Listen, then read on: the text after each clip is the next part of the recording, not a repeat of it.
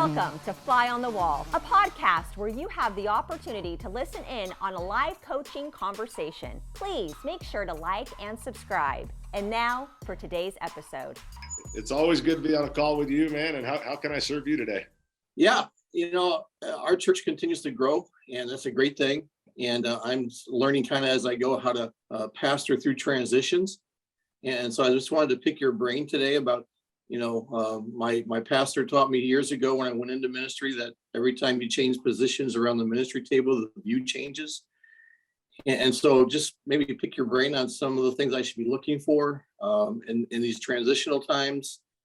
And just, I don't want to miss anything. So what kind of how long have you been at the church? Almost 6 years. And what specific transitions are you speaking of? Because transitions are a big part of it. A lot of guys really blow it, or I see a lot of churches kind of fumble the ball in the transition. What kind of transitions are you talking about specifically? Well, things that I need to lead us into to keep the momentum going and keep growth going. We've added staff, and that's been a good transition. We added staff in January, so that's been a healthy transition. That we're really working really hard on connecting our volunteers and people to our life groups. Pastor Joe's got our volunteers up to about 125 people. We're a church of 230, 240 on a good Sunday. Yeah. And so we're almost 50% on our volunteers and still pushing. Wow. So I think, the other transition that we're looking forward to is launching second service in October. We're not going to fight the fight for the summer, right. But we're going to take the next 4 or 5 months and be strategic about things that we need to look for and implement. Kids ministry is a big one, as you know. Yeah. And so those are some of the transitions that are coming our way. Yeah. And I'm, I feel like you guys have been a great help leading me through to this point. I just want to keep my eyes open and try. Yeah. I want to lead from the front, not from the middle. Yeah, awesome. Well, when you said transition, I was thought, okay, normally people think of transition if someone's leaving, and I was thinking, you've only been there 6 years. Hang on, Dave. No. You can't pry me out here right now. I was like, wait a minute, we're talking about a transition. I don't really want to do this on an episode of Fly on the Wall. Yeah. So no, here's a couple things. There is great momentum in the church, and you and I talk all the time. There's great momentum in the church. You guys are growing. Things are always up and to the right. There are a few things I think that I think you want to consider, and that is what you're really talking about, Dave, is staying ahead of the bell curve. Yes. So what happens is in leadership is the bell curve just to kind of make sure we're all thinking the same thing here. The bell curve is the idea that the church is up and to the right, but before it starts to tip to the right, you gotta possibly make some tweaks. So if you can imagine a board going like this and then it starts to go this way, you got to catch it before it goes this way, which is really odd. Here's what makes the bell curve really odd. You have to make changes or adjust or tweak when things are going up and to the right. So people are looking at you going, wait, everything's going great. Why would you want to add anything? That's because you as a leader has to see further and farther than anybody else. So before it goes to the right, you got to say, okay, what do I got to do to keep going up? So I commend you. It reminds me of a guy I was talking to recently. It was real interesting. I thought, boy, he caught the bell curve really well. And he said this. He said that he noticed on Facebook and Instagram that whenever someone in his church runs like 400 or 500, whenever someone in his church would post a birthday party for their 8-year-old, he would look at the shots, the pictures, and realize there's nobody from the church at this kid's birthday party. So nobody from their small group. So what he was doing is he was saying, hey, we're starting to grow. Things are up and to the right. But if we don't create community, even though they're in small groups, but they're not creating community for some reason, we're going to end up seeing this.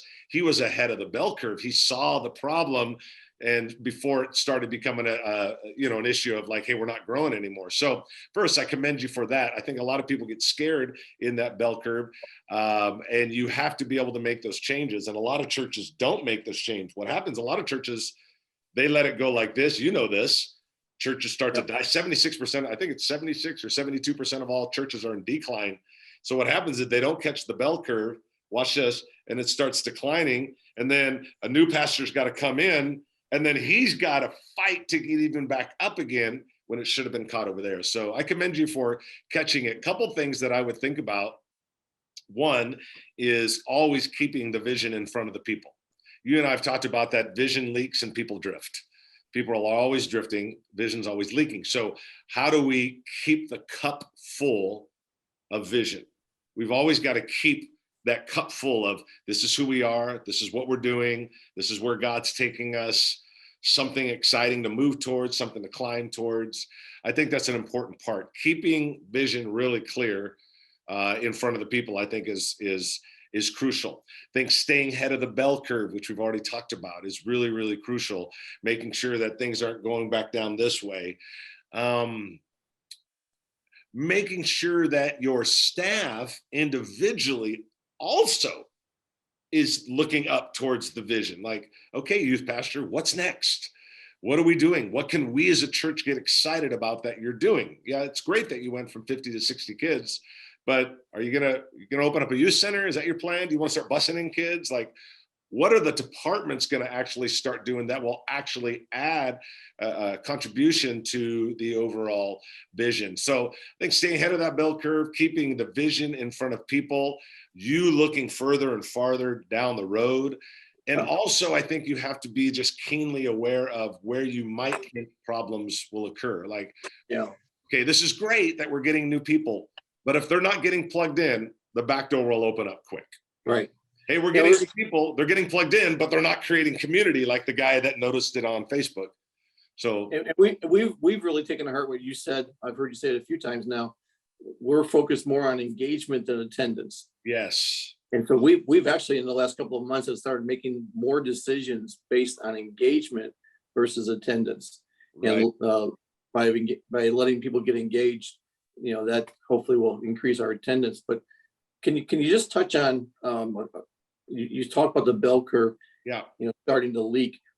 What signs or what things should I be looking at if we're starting to leak the wrong way? Are there some signs or some activities that happen that I should be looking for? Yeah, that's a great question. I would go back to that guy that kind of noticed there wasn't really community. So, hey, there's a birthday party on Facebook, but no one from the church is there. So not that you can't have friends from the outside, but it says that somehow they're not doing life together outside of Sunday morning. Something's wrong there. And I do think it's a matter of looking at the areas that you value. So we value an invite culture. We value engagement over attendance, people getting plugged into ministry. We value small groups. We value community. We value building tribes. Okay, and you're looking at that and you're able to say, man, again, wow, I don't see them building tribes, or we're not getting the guest flow that we used to get. Something's wrong here. So you're looking at the areas that you value and you're trying to look deeper into them. Because I think the average person would just look at, the numbers are fine.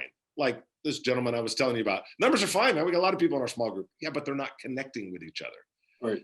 So you have to go beyond just, hey, the numbers are good in small groups, but are they connecting? Are they building relationships? Okay, the numbers are good in serving and volunteerism. That's great. Yeah. But are they connecting outside of Sunday morning?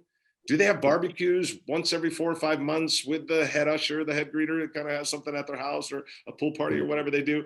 Is there So you take the areas that you value, then you start asking tough questions deep into them. Yeah. But are they connecting? Is the leader just managing, or is he actually leading?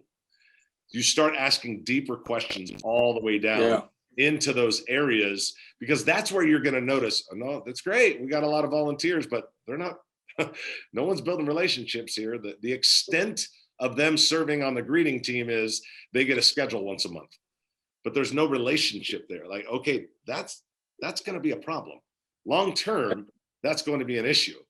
And so I think it would be really awesome, Dave, I wouldn't say you do it every week. Maybe you do it once every couple of months, but you take a whiteboard and you just kind of, okay, we value serving here. We value groups here. We value, whatever. Let's ask some tough questions. What are the percentages of people in groups? Okay. What do those groups look like? Do they have deep relationship? Are we growing? How fast is it taking for the average person to connect into our church? Because you said engagement over attendance. So engagement. Okay. Oh, we got a lot of people engaged. Okay. But what's the percentage? How long did it take? What's their experience like when they do get engaged? Those are some of the things that I would, you're looking at the titles of 5 things that you value, but then you're going deep into them and asking tough questions. That's when you know, hey, it's great. The numbers are good. Yeah, but if they don't have relationship, the back door will open up just as wide. Yes. Okay. That's excellent. Thanks. Yeah, absolutely. Maybe another question if you got another minute. Yeah. I don't want to be, I don't want to be the lid. And Maxwell talks about the lid of leadership. And so, what can I do, in these growth, in these times, in these seasons that we're growing, I want to stay ahead of the growth, personally. And so help me with some self-awareness. What are things that I should be looking at Dave McNeely as the leader? Yeah. And to kind of make sure we're taking care of business and continue to grow. That's great. You hit on a subject that I really love, the subject of leadership and personal development. Again, man, I applaud you because you always convey to me in our times that you always want to stay ahead. You always want to grow. You want to develop. And I love what you just said. I don't want to become the lid. I don't think any leader wants to become the lid. I think we unintentionally become the lid because we don't set ourselves out for a pattern of growth and development. Right. Yeah, Chris, I think too, if I may, I think as pastors, a lot of times we're groomed. We don't know how to pastor in the blessing. That's good. That's really good. We spend a lot of time, right, in crisis mode, right, and problem solving. And when God starts blessing our churches, it's like, now what do I do? How don't I screw this up? So. Exactly, which we all do. That's great. That's great. No, that is true. So here's a few things that I would tell people all the time. And I don't think I think the first couple of them might be not so deep or insightful, but first is everybody has a plan for a lot of things. What's your financial plan? Well, I saved this much money for retirement. What's your health plan? Well, I try to get my steps in or whatever they do. Okay. What's your personal development plan? And then it's silent. Like, well, you're reading 1 book a month, a half a book a month, 2 podcasts a month. What's the plan? 1 podcast a week? What are you doing? Like, what's the development plan? Coaching. Who are you getting coaching from? I've had the same coach for years. Why people don't have coaches is beyond me. And I know this is a coaching organization, but I tell people, I don't care who you use, but get a coach, not a spiritual coach. Now, I think that's important. Spiritual accountability, someone that you can be honest and transparent with. Yes, but completely, I have one of those, but completely different is who's challenging my leadership? Who's speaking to me about my organization? Who's helping me stay ahead of the curve, the bell curve? Yes, spiritual accountability, but I've noticed that those that provide spiritual accountability for me are different than those that can provide organizational or leadership accountability and coaching. I think that's an important thing. The other thing is I think we unintentionally become a lid when we don't move up. If you kind of scale 1 to 10, I'm a level 6 leader, or a level 5 leader. The one thing that Maxwell always says is 7s don't follow 5s, 3s follow 5s.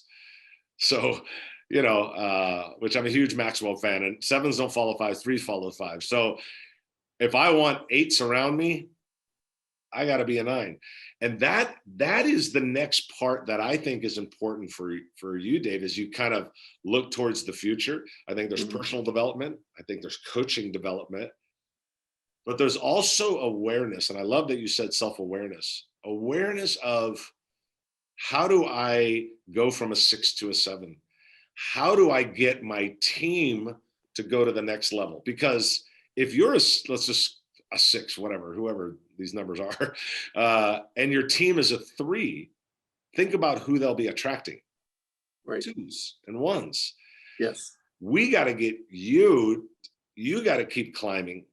Okay. But in your personal development, you got to say, I got to take the people up with me, my key leaders, because otherwise the tier 2 leadership of the church ends up being a 2 or a 3. Stronger if the tier 2 leadership is a 5 or a 6. That's much better.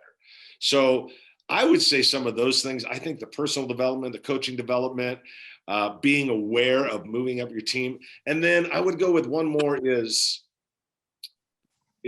and we could laugh about this because you and I love joking around with each other, but the self-awareness of what is it like to be on Chris Songson's team? What is it like to be on Dave McNeely's team? Yep. What am I as a leader what do I do that frustrates the team? What do I do that doesn't empower the team? What do I do that makes the team not feel valued? What do I do that makes the team not feel on board with the vision? Like, what is it in me? I think that we have to look at that. Sometimes that can come from a 360. Sometimes that can come from just honest conversations with the staff. How can I serve you better? What could I do better? I think self-awareness to that is really important, because we might you either have blind spots or willful blind spots. Right. Blind spot is just, I didn't know. Feel happy. Yeah, you're blind because people are not even happy that you're blind to it. They're not they don't feel like you ever communicate with them. They don't feel like they have a clear vision. They don't feel like you value them. They don't feel like whatever it is. What's the blind spot? But then sometimes I think we as leaders also have to look at our willful blind spots. The blind spots we know we have, but we willfully choose not to address them. Ignore them. Yeah. Yeah. So I would look at those things, and you got to find those blind spots. And I think people close to you, if you're transparent with them, Joe, your wife, one of your top board members, what do I do? What do I do that's right? What do I do that's not so good? How do I think people get frustrated on my team? What do you think, or why do you think people get frustrated on my team, or if they do, and what would they say about me if they were really honest? It's never for you. I mean, I've known you for a while. It's never going to be a character issue or whatever, but it might be, I don't know really where the vision is at. I don't have clarity. I don't know my roles. I don't know my lane. I don't feel like I'm communicated to clear enough.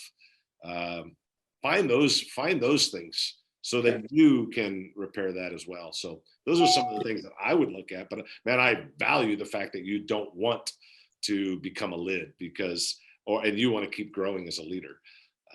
It would be easy to stop and enjoy. Yeah.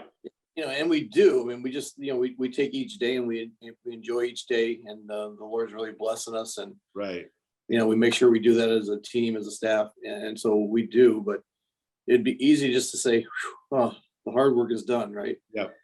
But God's not finished, and so I don't want to become that lid or the hindrance to what God fully wants to do here at our church. So, because I know that what God is doing here has ripple effects in our community.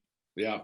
And that's just what we want. So, I don't want to start clogging that drain. So God's given us a lot of opportunity here. That's good. Yeah. That's awesome. What else you got? Well, something a little bit different, if you don't mind. I have, scheduled a sabbatical for myself in August, taking the entire month off. Oh, awesome. Way to go. Yeah. I've only taken one other sabbatical, and that was only for 3 weeks. Everybody told me you need 4, and I said, I'll just do 3. Came into week 3, I said, I should have done 4. So I'm going to do 4 weeks. So just from your perspective, what are some things that I should try to do and look at and accomplish in that sabbatical? Well, it's interesting that you say sabbatical. Man, I don't know. There's so many people that I'm in relationship with, either with coaching or just whatever, that for whatever reason, it's the first time in 6 years they're taking it off. I don't know if it's the pandemic that created this or what, No. but there's so many guys doing sabbaticals this summer. Yeah, for me, it's just it's what do you call it? Preventive maintenance. Oh, absolutely. I'm good. I'm not tired. I'm not frustrated, but I don't want to wait till I am and have to take a sabbatical and try and recover. Yep. Well, I think number one, Dave, above anything else, which is no deep insights or anything, is rest. The ability to rest and turn things off mentally towards the church. Yep. If I was going to do anything, not work, I don't want to say work, but if I was going to do any sort of self retrospect on my life or just kind of looking, I would make it more about rest, number one, but also just about me. My time, some time with the Lord. I would increase my time with the Lord during that time. I would maybe journal a little bit, and maybe I normally don't journal, and just like, where do I struggle in my relationship with the Lord? Where do I not trust him? Where do I fall short in my leadership as it pertains in the kingdom? And try to get your mind off relating to the church. Yeah. Relate to the church. I don't think you're taking a break. If you want to do any sort of self-awareness, self-retrospect, or anything like that, I think you got to look at, your relationship with the Lord, your character as it's presented to the Lord, your own heart, your own life, your own areas where you fall short. In full transparency, whenever I spend time just, in awareness to my own life, I feel like I can trust the Lord in almost every area, but money always is an issue for me for trusting him. Now, it's not that I don't tithe. My wife and I give about 22% of our money away, but taking financially, I'm always I end up doing it with the church or with coaching and our church boom organization. But I'm always and there's an issue of trusting him with it. Mm-hmm. And that's an area that I always have to come back to. And I think the Lord revealed that to me in a time of just taking a break where I was like, you're right. I do trust you in almost everything, but in that area I move forward, but I'm always a little nervous. I think if you're going to do anything besides rest, it would be self-awareness, self-reflection, looking at yourself and saying, how is it with my relationship with the Lord? Because however that dynamic is with the Lord, although you don't want to think about the church, it actually affects the church. Right. So I would get your mind off the church and be more about self-reflection. Because however, again, if you can grow here, you can grow over there. One of my coaches always told me one of the greatest things you can do for your church is have an amazing relationship with the Lord. Yeah. And have him being able to deal with those things, because those things reflect your ministry. Absolutely. Yeah. The abundance of the heart, right? The mouth's gonna. Yep. Yeah. And then they give us a microphone. It's like, oh man. Yeah, then what do we do? Clean up on L5, please. Yeah. Yeah. That's awesome. Well, hey, man, we need to wrap it up. I got to jump on the next one, but hey, I hope that was helpful today. And always great talking with you. Always great hanging out. And man, I love what God's doing in your life. So keep up the good work, man. Appreciate you, buddy. Thank you very much. All right. See you, bud. Thanks for stopping by today. We hope you enjoyed it. Don't forget to like, subscribe, and to be on the lookout for more podcasts from Fly on the Wall. See you next time.